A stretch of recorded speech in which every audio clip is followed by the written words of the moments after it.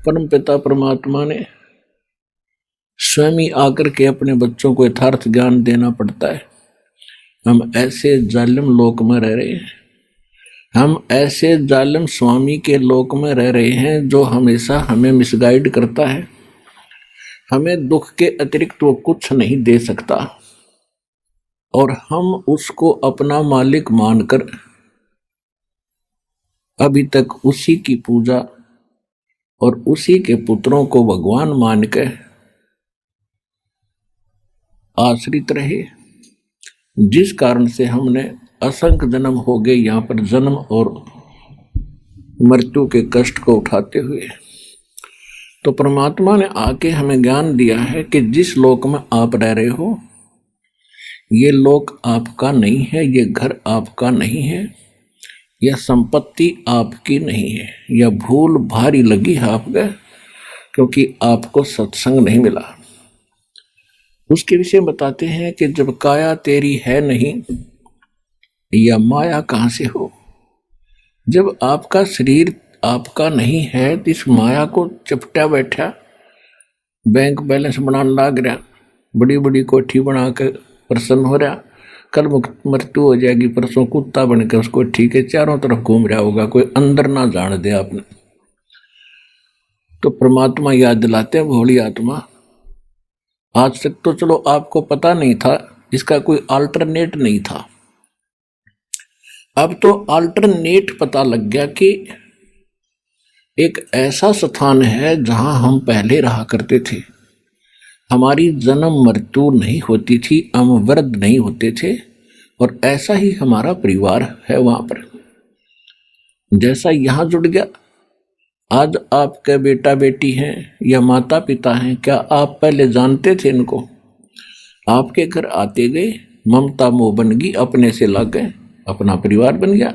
लेकिन ये तो अपना है नहीं, कल मृत्यु हो जा पूरा परिवार नाश हो जाए 1 मिनट में। ये पीछे केदारनाथ के ऊपर कैसा जुल्म हो गया था, एक के घर के 4-4 सदस्य मर गए, पूरा पूरा परिवार नष्ट हो गया। तो ये अपना है नहीं।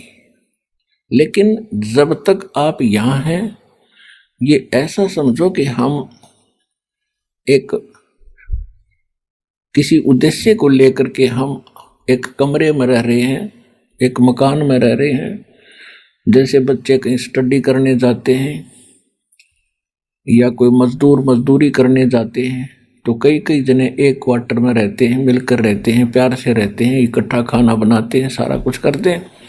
तो ये तो इतना ही साजबाज है आपका कि आपका इन बच्चों का कोई संस्कार है पीछे का।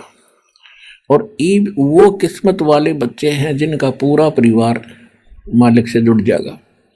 आपके बच्चे सुरक्षित रहेंगे, आजीवन आपके साथ रहेंगे जब तक आपकी मृत्यु नहीं होगी। और मृत्यु के उपरांत फिर सारे के सारे सतलोक चले जाएंगे।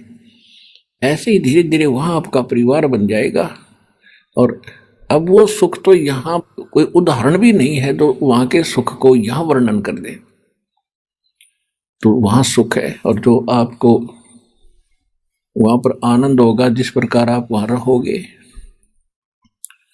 तो यहाँ कितना ही कोई धनी हो चाहे कितनी उच्च पोस्ट हो, उसका तो 1 सेकंड का भरोसा नहीं कब मृत्यु हो जा। तो पहले तो ये बात आपके दिल में इस सत्संग के माध्यम से जचाई जाती है, विश्वास दिलाया जाता है कि ये लोक आपका नहीं है, यहाँ आपका स्थायी स्थान नहीं है।